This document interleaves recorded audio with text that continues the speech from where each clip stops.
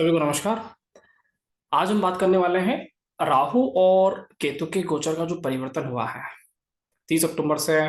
राहु मेष राशि से मीन राशि में चला गया, केतु तुला राशि से कन्या राशि में चला गया। ठीक है। तो राहु और केतु का जो गोचर का परिवर्तन है वो किस तरह से हमारे जीवन पे इफेक्ट डालता है, और सबसे प्रभावी बात, सबसे महत्वपूर्ण बात यह है कि राहु का गोचर क्या करता है। स्पेशली हम राहु के गोचर पे बात करने वाले हैं आज, कि राहु का गोचर क्या बताने वाला है, क्या करने वाला है, और ये किस तरह से पूरी दुनिया पे ओवरऑल रिजल्ट देता है, किस तरह से हमारी जन्म कुंडली पे ओवरऑल रिजल्ट देता है। तो इसकी सारी बातें हम समझेंगे। और सबसे पहले बात करेंगे कि राहु है क्या, राहु क्या होता है। तो राहु का अर्थ होता है कि किसी भी तरह से चीजों को फैला देना, बढ़ा देना, विस्तार कर देना, छोटी सी बात को बहुत बड़ी बना देना। आप ये समझ के चलो कि मान लीजिए कि केतु एक बीज है। अगर हम एक खेती का उदाहरण लेते हैं तो केतु एक बीज है, और उस बीज से जो फसल पैदा होती है, तो ऐसा तो नहीं कि जैसे कि एक बीज डाला और सिर्फ वो फसल ही उगेगी। उसके साथ साथ पत्ते उगते हैं, है ना, कुछ ऐसी चीजें भी उगती है जो वेस्टेज होती है, जिसको काटना पड़ता है। ठीक है। तो बहुत सारी चीजें उगती है, लेकिन उसके साथ साथ एक बीज से कम 100 बीज निकल के आते हैं, है ना, 50 बीज निकल के आते हैं। तो एक बीज डाला और 50 पैदा किए अपने जैसे। तो केतु क्या है? केतु है बीज, केतु है सीड। ठीक है। और राहु है उसका फैलाव, बहुत बड़ा फैलाव, एक्सप्लेनेशन। ठीक है। तो राहु उसका एक तरह से फैलाव कह सकते हैं, केतु को बीज कह सकते हैं, केतु को हम पेस्टिसाइड वगैरह कह सकते हैं। ठीक है। तो बहुत सारी चीजें इसके अंदर भी गहराइयां हैं, लेकिन अभी हम छोटे से उदाहरण के द्वारा समझने की कोशिश करेंगे। तो राहु क्या है? फैलाव है। और हम देखते हैं कि किसी भी चीज में फैलाव होता है। मान लो हम खेती का उदाहरण ले रहे हैं, तो खेती में भी आप देखते हो कि बहुत सारी चीजें ऐसी वैसी उग जाती है। जो मेन फसल होती है उसके साथ कीटाणु उग गए हैं, है ना, जीवाणु उग गए हैं, है ना, कुछ ऐसी चीजें होगी जो फसलों को नष्ट करती है। तो ये सारी चीजें उस बीज के साथ अपने आप उत्पन्न होती है। इसी को बोला जाता है राहु। नो डाउट राहु के साथ 50 और वही बीज उत्पन्न हुए, लेकिन उसके साथ कुछ ऐसा वेस्टेज भी है जो वो लेकर आता है। तो हमारे ज्योतिष के अंदर ऐसा कोई भी ग्रह नहीं है जो इतना फैलता हो। अगर फैलने का कारण हम बताएं, छोटी सी बात को बहुत बड़ी करने का कारण हम बताएं, ठीक है ना, तो ये सारी चीजों के कारण सिर्फ और सिर्फ राहु है, फैल जाता है। तो राहु का अर्थ हमें समझ में आया कि फैल जाता है। अब एक बात बहुत अच्छे से समझ में आ रहा है कि जिस भाव में जाएगा, जिस राशि में जाएगा, तो वहां फैलेगा, अच्छा भी करेगा, और उसके साथ साथ कुछ बुराइयां भी देगा। ये बात पक्का है कि राहु जहां जाता है वहां फैलता है, अच्छा भी करता है, लेकिन उसके साथ साथ कुछ कुछ नेगेटिविटी अपने अपने साथ रखता है, क्योंकि ये उसका ओरा है। आप किसी भी चीज में मान लो कोई भी व्यक्ति बहुत फेल रहा होता है, तो उसके साथ साथ कुछ ना कुछ नेगेटिविटियां हो ही जाती है। और इसलिए सनातन संस्कृति आपने देखा होगा, वो हमेशा से बोलता था कि फैलने की बात नहीं करता था। वो हमेशा से बोलता था कि गुरु प्रधान देश है इंडिया, है ना, भारत गुरु प्रधान देश है। हमेशा से ये बोलता था कि गुरु जोड़ने का कारक है। 1+1 2, 2+1 3, 3+1 4, वो कभी फैलता नहीं है। गुरु कुटुंब है, वसुधैव कुटुंबकम। तो गुरु जोड़ने का कारक है, जबकि राहु फैलाव है। तो इस तरह से हम इन चीजों को आज समझने की कोशिश करेंगे। मैं आपके सामने एक स्क्रीन प्रेजेंट कर रहा हूं। इसमें हम राहु को समझने की कोशिश करेंगे कि काल पुरुष कुंडली में किस तरह से वर्कआउट करता है। ठीक है। यहाँ पे आप देख सकते हो, आ, ये काल पुरुष कुंडली आपके सामने बना हुआ है। ठीक है। तो यहाँ पे जो ये राशियां लिखी हुई है, ठीक है, जैसे कि ये मेष है, ये वृषभ है, ये मिथुन है, कर्क है, सिंह है। हाँ, 6 नंबर को कन्या बोलते हैं, 7 को तुला बोलते हैं, 8 को वृश्चिक बोलते हैं, 9 को धनु, 10 को मकर, 11 को कुंभ, और 12 को मीन। ये जो 12 राशियां हैं, है ना, और 12 राशियों को अगर एक राशि से चालू करके अगर 12 तक बैठा दिया जाता है, तो इसको बोलते हैं कालपुरुष कुंडली। इसको क्या बोला जाता है? कालपुरुष कुंडली। तो अभी जैसे हम बात कर रहे हैं, जैसे हम अभी बात करने वाले हैं कि राहु कौन सी राशि में है, तो हमें पता है कि राहु और केतु ने गोचर किया। ठीक है। और गोचर करने के बाद उन्होंने राशियां बदली। ठीक है। राहु और केतु ने गोचर किया, और गोचर करने के बाद उन्होंने राशियां बदली। तो राहु और केतु अभी बैठे हुए हैं। राहु बैठा हुआ है मीन में, ठीक है, केतु बैठा हुआ है कन्या में। लेकिन उसके पहले राहु कहाँ पे था? उसके पहले राहु था यहाँ पे मेष में, है ना। अभी यहाँ पे है, अभी राहु यहाँ पे है 30 अक्टूबर से, लेकिन उसके पहले राहु यहाँ पे था। उसके पहले राहु मेष राशि में था 30 अक्टूबर से पहले, लगभग 1.5 साल, अप्रैल 2021 से लेकर, है ना, अक्टूबर 2000, अक्टूबर 2022 से लेकर, आ, ठीक है, सॉरी, अप्रैल 2022 से लेकर अक्टूबर 2023 तक यहाँ पे वो रहा है, पिछले 1.5 साल में मेष राशि में। अच्छा, सबसे पहले हम पास्ट का ले लेते हैं कि आखिर इन 1.5 साल में राहु क्या किया होगा, तो हमें फ्यूचर का बहुत अच्छे से समझ में आएगा आने वाले टाइम पे क्या करेगा, सीधी सी बात है। तो यह 1.5 साल में राहु, है ना, अप्रैल 2022 से लेकर अक्टूबर 2023 तक राहु ने क्या किया। तो सबसे पहली बात तो ये है कि राहु ने मेष राशि का एक्सप्लेनेशन किया, उसने मेष राशि का एक्सपेंशन किया, उसने मेष राशि का विस्तार किया। अभी मेष राशि किस किस चीज की है, मेष राशि किस किस चीज की है, तो राहु ने उन सभी चीजों का पिछले 1.5 सालों में बढ़ोतरी किया ही है।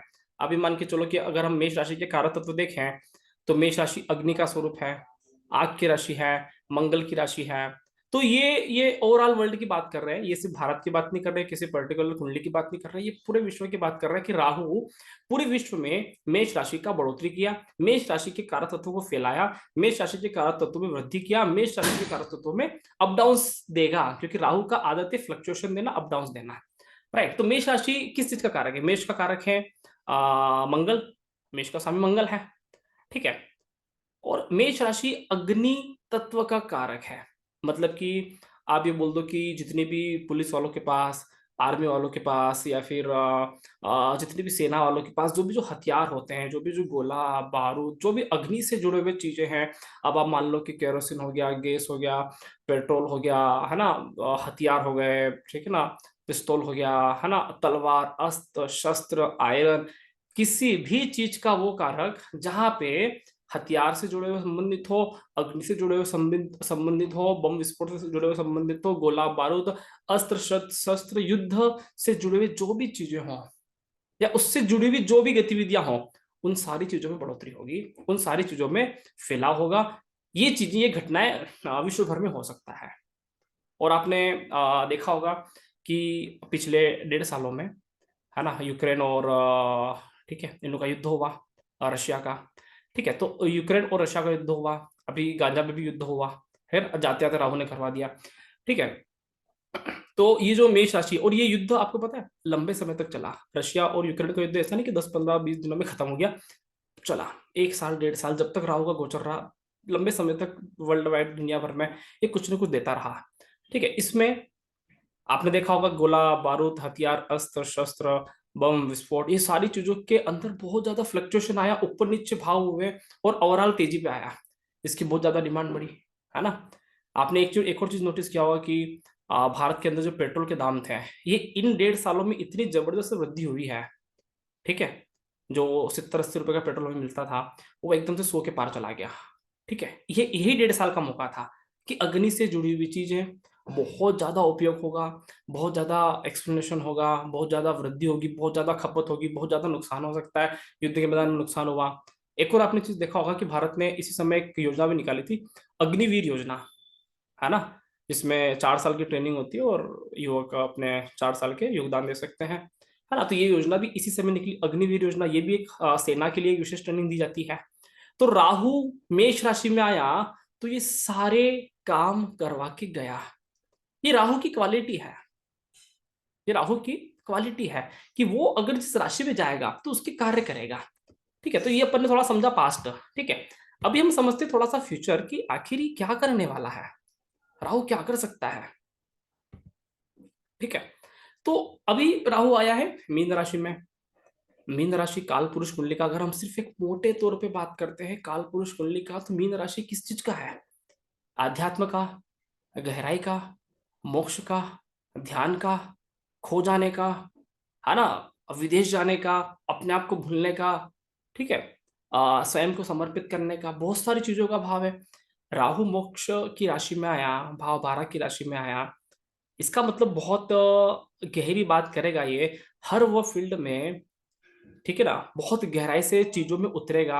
आप ये समझ के चलो कि जैसे ज्योतिष का फील्ड है, ओकल्ट साइंस का फील्ड है ना, बहुत अच्छी वृद्धि यहाँ पे देखने को मिलेगा। ठीक है, बहुत बड़ा एक्सपेंशन होगा, एक्सप्लेनेशन होगा, वर्णन होगा, विस्तार होगा। ठीक है, तो ज्योतिष के फील्ड में, ऑकल्ट साइंस के फील्ड में भाव 12 उच्च स्तरीय शिक्षा का भी है। भाव 12 है ना, पीएचडी रिसर्च का भी है। बहुत अच्छे अच्छे शोध होंगे, अनुसंधान होंगे, रिसर्च होगी वैज्ञानिक फील्ड में, है ना, बहुत अच्छे अच्छे आपको यहाँ पे चीजें देखने को मिलेगी।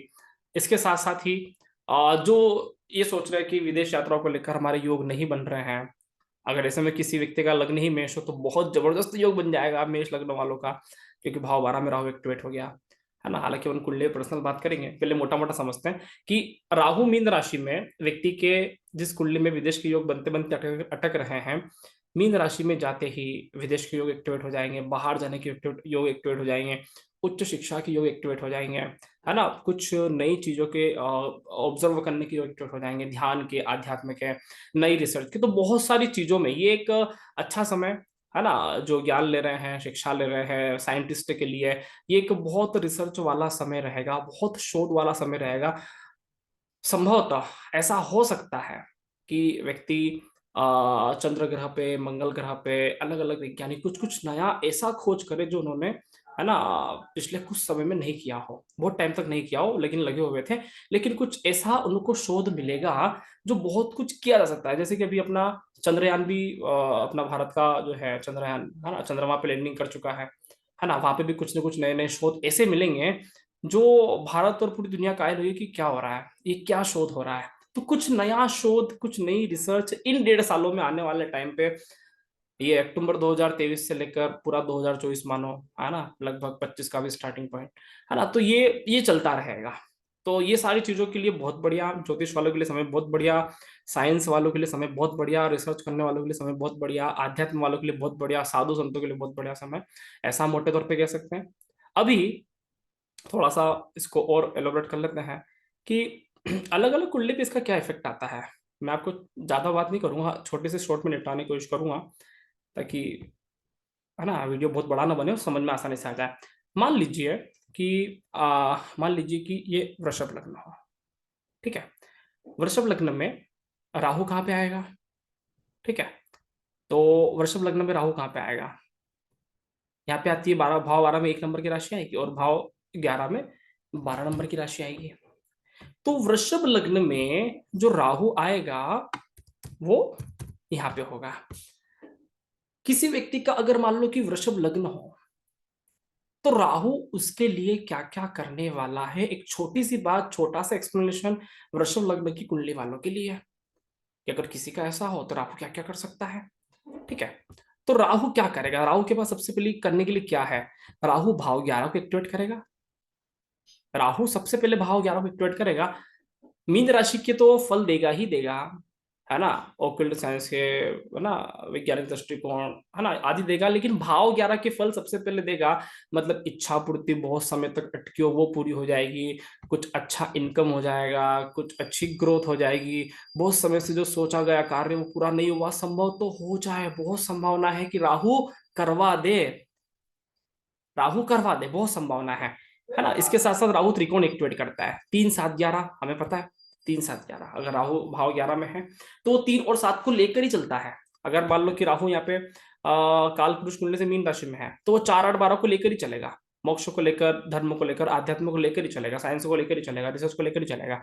3 7 11 है ना, किसी का वृषभ लगने की कुंडली है तो 3 7 11 मतलब काम त्रिकोण, काम त्रिकोण एक्टिवेट करेगा, उसकी इच्छा पूर्ति हो जाएगा, उसको पैसा मिल जाएगा, लग्जरी मिल जाएगा, चीजें पूरी हो जाएगी, बहुत देर से सोच रहा है वो काम पूरा हो जाएगा, उसकी काम वासनाएं पूरी हो जाएगी, काम इच्छा पूरी हो जाएगी, जो व्यक्ति के मन में है, जो उसने सोचा था, संभव था, बहुत संभावना है कि राहु उसको पूरी करवाने की ताकत रखता है। तो ये चीजें हमें यहाँ पे समझने को मिलेगा। इसके अलावा राहु क्या कर सकता है? तो इसके अलावा हमारी जन्म कुंडली में मान लो कि किसी का जन्म कुंडली है, वृषभ लग्न का चार्ट है, हम ऐसे एक नॉर्मल ले रहे हैं, ये वृषभ लग्न का चार्ट है, तो राहु यहाँ पे तो एक्टिवेट करके करेगा। अगर मान लो इसी बीच में कि किसी व्यक्ति का, अगर ये वृषभ लग्न का चार्ट है और किसी व्यक्ति का गुरु मान लो पंचम भाव में आ जाता है, ये मान लो गुरु यहाँ पे आ जाता है, तो क्या एक्टिवेट होगा? 5 और 11, 5 और 11, पंचम भाव में गुरु, 11th हाउस में राहु है, 5 और 11 अपने आप एक्टिवेट हो जाएंगे। अब हो सकता है कि व्यक्ति को बहुत बड़ा पद मिल जाए, बहुत बड़ा सम्मान मिल जाए, बहुत बड़ा ज्ञान मिल जाए, उसका प्रमोशन हो जाए, उसको उच्च स्तरीय वृद्धि हो, कुछ भी हो सकता है। मान लीजिए गुरु यहाँ पे हो, एक छोटा सा उदाहरण दे रहे हैं, एक जनरल डिस्कशन कर रहे हैं, है ना। तो इसके आगे और गहराइयां हैं, है ना, वो हम फिर कभी समझेंगे। लेकिन एक जनरल डिस्कशन, मान लो राहु वृषभ लग्न में 11th हाउस में आया, गुरु यहाँ पे, तो 4 और 11 फैमिली में वृद्धि, प्रॉपर्टी में वृद्धि, मकान बन जाए, ये हो जाए। मान लीजिए कि तृतीय भाव में आ जाए, तो क्या होगा, 3 और 11 एक्टिवेट हो गया, है ना, दोस्तों से मिलना जुलना, इच्छाएं पूरी होना, है ना, छोटी छोटी मोटी यात्राएं करना, घूमना फिरना, बहुत सारी चीजें, है ना, इस तरह से। मान लीजिए कि जुपिटर यहाँ पे सेकंड हाउस में बैठा हो, किसी का वृषभ लग्न का चार्ट हो और जुपिटर यहाँ पे सेकंड हाउस में बैठा हो, क्या हो सकता है? हो सकता है कि व्यक्ति का फैमिली वृद्धि हो जाए, 2 और 11 फैमिली से इनकम, बैंक अकाउंट बढ़ जाए, कहीं से भी कोई अच्छा मुनाफा हो जाए, है ना, तो आराम से मस्त काम हो रहा हो, ऐसा हो सकता है। ठीक है, ये वृषभ लग्न का ही चार्ट है मान लो, है ना, और गुरु यहाँ लगन में हो। ठीक है, तो क्या हो सकता है, 1 और 11 व्यक्ति का सम्मान का प्राप्ति हो, व्यक्ति को लोग मान सम्मान दें, व्यक्ति का अच्छा हो, ये सारी चीजें उसके साथ हो सकती है, कनेक्ट हो सकती है, क्योंकि वृषभ लग्न में राहु बहुत अच्छा करने आया है। बिकॉज वृषभ लग्न में राहु बहुत अच्छा करने आया, 11th हाउस में बैठा है, राहु के लिए बहुत अच्छा भाव है। ठीक है, तो राहु तो वहां चाहता है कि अच्छा वृद्धि हो। जुपिटर 12th हाउस में बैठा हो, आप ये समझ के चलो, मान के चलो कि ऐसे लोगों की, जिसने सोचा कि मेरी विदेश यात्रा नहीं होगी उसकी भी हो जाएगी, और जो सोच के ही बैठा है कि मेरी होना है, उसका तो बेड़ा पार हो ही जाएगा। तो गुरु अगर 11th हाउस में होगा तो ऐसी स्थिति, है ना, गुरु यहाँ पे हो, तो ये गुरु और राहु का योग बन गया। ये व्यक्ति को हेल्थ डिसीज देगा, ये व्यक्ति को अच्छा भी करेगा, लेकिन फाइनेंशियली भी अच्छा कर देगा, लेकिन कहीं ना कहीं प्रॉब्लम देगा, हेल्थ को लेकर परेशानियां देगा। उसको छोटी मोटी बीमारी पूरे 1.5 साल लगी हुई रहेगी, लिख लो। किसी का गुरु अगर मीन राशि में है, राहु यहाँ पे आ गया, छोटी मोटी बीमारी से परेशान रहेगा पूरे 1.5 साल। हाँ, अन्य चीजों में फायदा मिलेगा, ज्ञान मिलेगा, है ना, अन्य चीजें मिल सकती है, लेकिन कुछ कुछ उसको दिक्कतें होगी। गुरु यहाँ पे 10th हाउस में आ जाए, क्या होगा, क्या हो जाएगा? कैरियर के लिए बहुत जबरदस्त वृद्धि वाला समय है। राहु 11th में, गुरु 10th में, 10 और 11 का कॉम्बिनेशन बहुत जबरदस्त है, कैरियर में वृद्धि, बहुत ऊंचाई पे व्यक्ति जाने वाला, बहुत अच्छा काम करने वाला, बहुत सारी बातें हो सकती है ना। गुरु यहाँ पे आ गया 9 में, 9 और 11 कॉम्बिनेशन बन गया, भाग्य और लाभ, भाग्य के माध्यम से लाभ, उसने सोचा भी होगा वहां से लाभ उठाएगा, है ना। तो ऐसे लोगों के लिए बहुत अच्छा समय, बिना मेहनत के भी व्यक्ति को बहुत पैसा मिलेगा, है ना। इसी तरह से मान लो अष्टम में गुरु है, 8 और 11, कोई डीप रिसर्च, कोई गहरा नॉलेज, कोई ऐसा शोध करके लाएगा जो कभी ना सोचा होगा, कुछ ऐसी चीजों की प्राप्ति की जो कभी ना सोचा होगा, कुछ अनचाहा रिजल्ट मिल जाएगा जो बहुत सालों से भविष्य की गर्भ में चला गया था, भूतकाल की गर्भ में चला गया था, नहीं पता कि कभी होगा कि वो सोचा ही नहीं था, वो चीजें एक्टिवेट हो जाएगी। अष्टम भाव अनजाना, अष्टम भाव अनजान रहस्य, अष्टम भाव वो चीजें जो एकदम से प्रकट हो जाएगी राहु के आते, और वो सारी चीजें जो दब गई थी, लगता था कि अब क्या होगा यार, वो हो जाएगा। अच्छी बात है, सपने होते हैं ना, कुछ ड्रीम होते हैं, मर जाते हैं, एकदम से वो एक्टिवेट हो जाएंगे, पूरे होने की संभावना है, ताकत रखें, विश्वास बनाए रखें। 7 और 11 बहुत बढ़िया, पति से रिलेशनशिप, है ना, बिजनेस के लिए बहुत अच्छा कॉम्बिनेशन।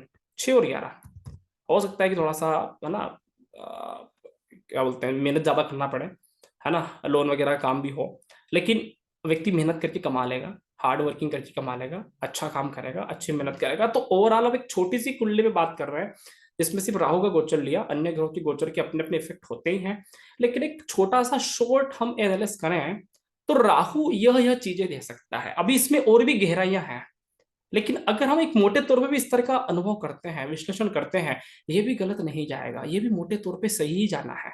तो हमें यहाँ से क्या समझने को मिला, ये अपन यहाँ पे अपन ने वृषभ लग्न का उदाहरण दिया है, हम किसी भी लग्न में इस तरह से अपने अकॉर्डिंग एक्सप्लेनेशन कर सकते हैं। तो यहाँ से हमको क्या समझने को मिला कि राहु किस तरह से काल पुरुष कुंडली का रिजल्ट देता है ओवरऑल पूरे वर्ल्ड में, नॉट फॉर इंडिया, पूरे विश्व में किस तरह से एक पर्सनल कुंडली पे वो रिजल्ट देता है। ये बातें हमको समझ में आई, हालांकि कुंडली पे और गहरी डिस्कशन हो सकती है और ज्यादा गहराई से पिन पॉइंट निकाला जा सकता है ना। तो इसको हम फिर कभी करेंगे। तो आशा है फिलहाल आपको ये राहु का एक छोटा सा वर्णन समझ में आया होगा, कुछ नई बातें सीखने को मिली होगी, और मैं विश्वास करता हूँ कि आपको वीडियो बहुत अच्छा लगा होगा। बहुत बहुत धन्यवाद। नमस्कार।